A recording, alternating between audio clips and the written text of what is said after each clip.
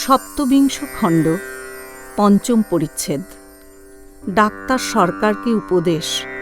অহংকার ভালো নয়, বিদ্যারামই ভালো, তবে লোকশিক্ষা হয়। শ্রীরামকৃষ্ণ। অহংকার না গেলে জ্ঞান লাভ করা যায় না। উঁচু ঢিপিতে জল জমে না, খাল জমিতে চারিদিককার জল হুড়হুড় করে আসে। ডাক্তার। কিন্তু খাল জমিতে যে চারদিকের জল আসে, তার ভিতর ভালো জলও আছে, খারাপ জলও আছে, ঘোলা জল, হেগো জল এসবও আছে। পাহাড়ের উপরও খাল জমি আছে। নৈনিতাল, মানস সরোবর, যেখানে কেবল আকাশের শুদ্ধ জল। শ্রীরামকৃষ্ণ। কেবল আকাশের জল? বেশ। ডাক্তার। আর উঁচু জায়গার জল চারিদিকে দিতে পারবে? শ্রীরামকৃষ্ণ সহাস্যে। একজন সিদ্ধমন্ত্র পেয়েছিল, সে পাহাড়ের উপর দাঁড়িয়ে চিৎকার করে বলে দিলে, তোমরা এই মন্ত্র জপে ঈশ্বরকে লাভ করবে। ডাক্তার। হাঁ। শ্রীরামকৃষ্ণ। তবে একটি কথা আছে, যখন ঈশ্বরের জন্য প্রাণ ব্যাকুল হয়, ভালো জল, হেগো জল এসব হিসাব থাকে না। তাঁকে জানবার জন্য কখনো ভালো লোকের কাছেও যায়, কখনো কাঁচা লোকের কাছেও যায়, কিন্তু তাঁর কৃপা হলে ময়লা জলে কিছু হানি করে না। যখন তিনি জ্ঞান দেন, কোনটা ভালো কোনটা মন্দ সব জানিয়ে দেন।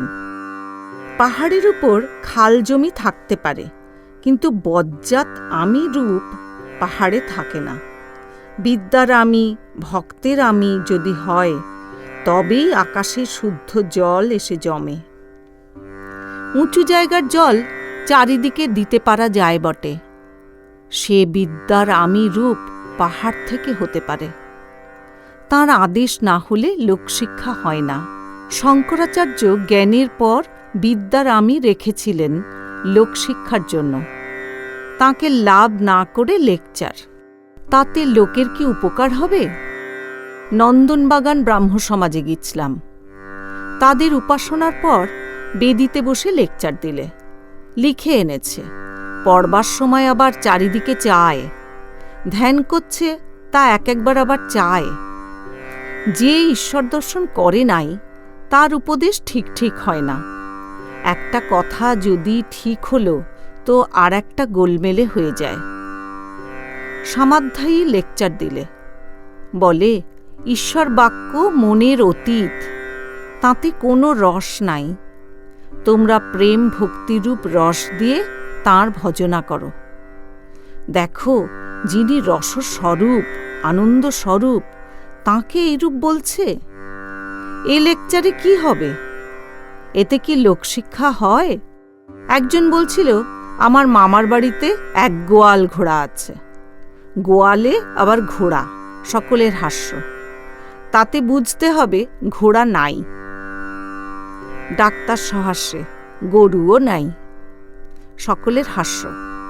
ভক্তদের মধ্যে যাহারা ভাবাবিষ্ট হইয়াছিলেন, সকলে প্রকৃতিস্থ হইয়াছেন। ভক্তদের দেখিয়া ডাক্তার আনন্দ করিতেছেন। মাস্টারকে জিজ্ঞাসা করিতেছেন, ইনি কে, ইনি কে?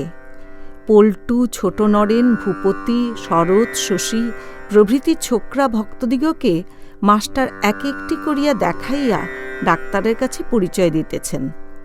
শ্রীযুক্ত শশী সম্বন্ধে মাস্টার বলিতেছেন, ইনি বিএ পরীক্ষা দিবেন। ডাক্তার একটু অন্যমনস্ক হইয়াছিলেন। শ্রীরামকৃষ্ণ ডাক্তারের প্রতি, দেখো গো, ইনি কি বলছেন। ডাক্তার শশীর পরিচয় শুনিলেন। শ্রীরামকৃষ্ণ মাস্টারকে দেখাইয়া ডাক্তারের প্রতি, ইনি সব স্কুলের ছেলেদের উপদেশ দেন। ডাক্তার, তা শুনেছি। শ্রীরামকৃষ্ণ, কি আশ্চর্য!